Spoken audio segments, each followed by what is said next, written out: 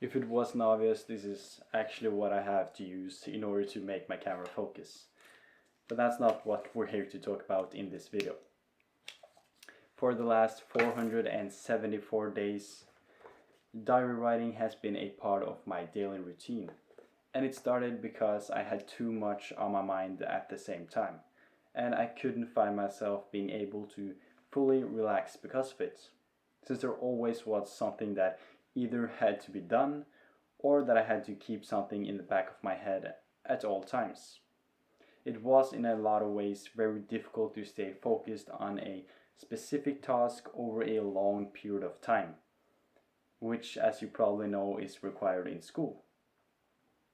Therefore, I started by taking 15 minutes each evening right before going to bed in order to summarize my day in a few sentences, making sure to include what I had done and what thoughts I had made myself throughout the day.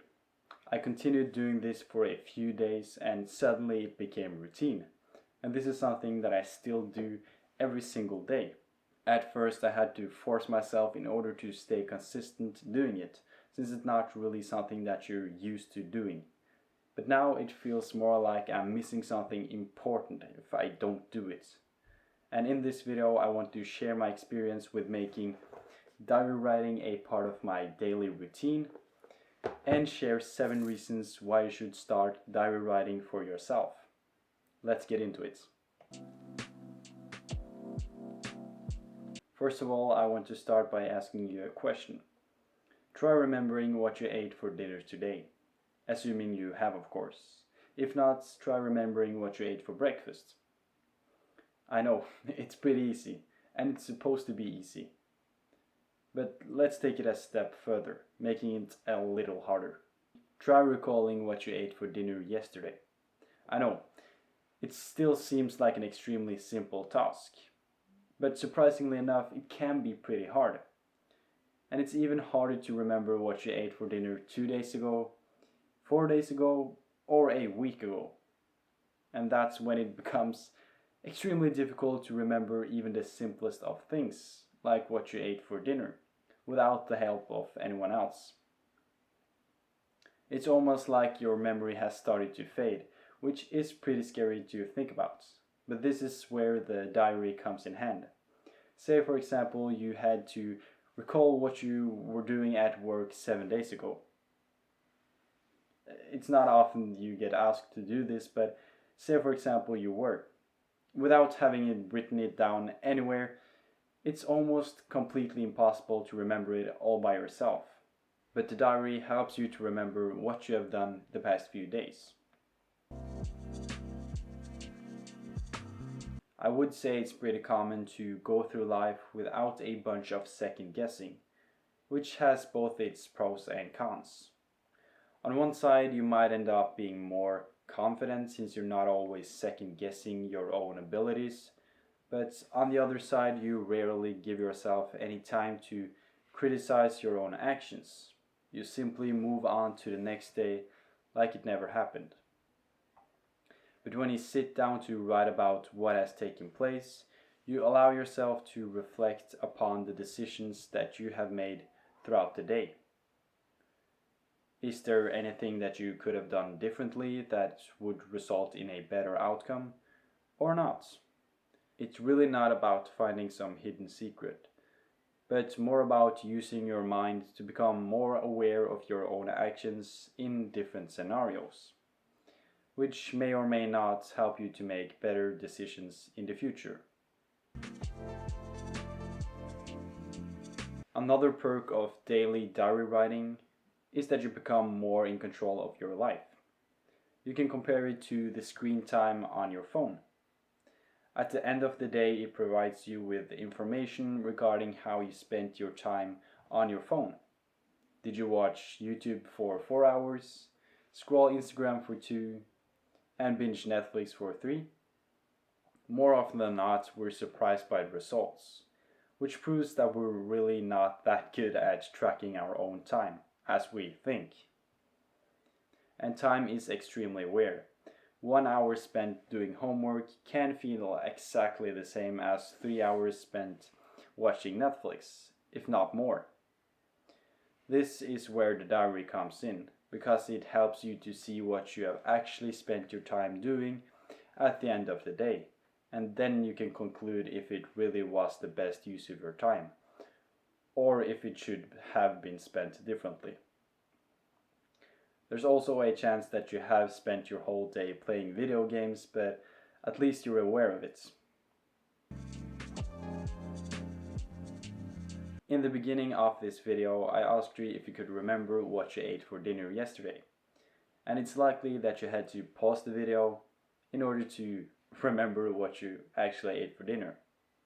But we can't take it a step further, trying to remember what you did last year, for example.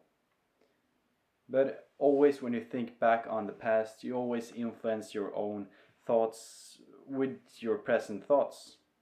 I know it's a pretty bad explanation, but in some way you get a little biased looking at the past. But instead of trying to recall what happened last year, you can actually read what actually happened, instead of just trying to recall it. One of the things that I regret the most when it comes to diary writing is not starting earlier than I did. I know it would be extremely entertaining, but also interesting to know what occupied my mind on a daily basis at a younger age. Ever since I started working full time after finishing school, I barely write on a daily basis. There was a lot of it in school, since we always were given writing assignments that we had to do, but now it's closer to nothing. And as a result, my grammar has suffered tremendously. It has come to the point where I struggle writing basic words correctly. And keeping a daily diary helps me to keep writing stay fresh in memory, so I don't forget how to write properly. One of the main reasons I started diary writing is because I had to, in relation to work.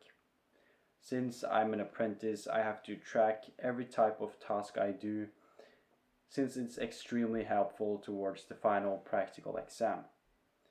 I can clearly see what I've done the most of and what I haven't done that much of, which means that it needs practicing. When I sat down to write after work, it was extremely difficult to recall what I'd done through my 8 hours at work, since it seemed very chaotic. But after writing about what I'd done and in what order I'd done the different things, like for example wiring a new ceiling lamp, the day that just seemed like a total mess became or appeared a lot more organized than before, and gave me a sense of control over my mind. The feeling of chaos or disorganization appears when we lose control, and that's what the diary is all about, giving us control over our actions, thoughts, and feelings, so we don't forget them. Because of experiencing such a vast difference in documenting my day at work, I began implementing it in my private life after work. In a lot of ways, it gave me more control over my life, since everything just wasn't in my head. They were also written down on a piece of paper, which meant that I didn't have to go around and remember every single thing, since I always could go back, read, and remind myself. On top of that, thoughts and feelings became easier to notice and a lot more apparent after writing them down.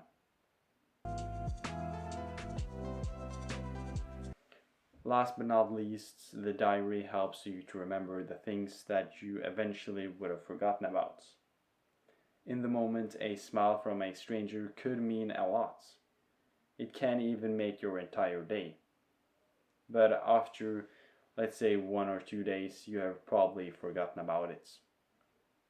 This has happened to me a lot, and I always remember the feeling I got when it happened after reading about how much I appreciated it, even though it happened a long time ago.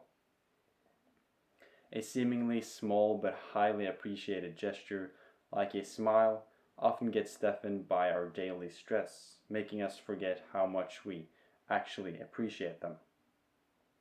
And it gives you a different perspective on life when you're able to recall these little things.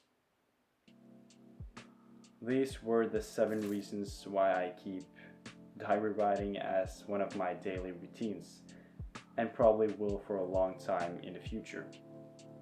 I hope you're able to take away something valuable from this video and that you will highly consider implementing diary writing as one of your daily habits.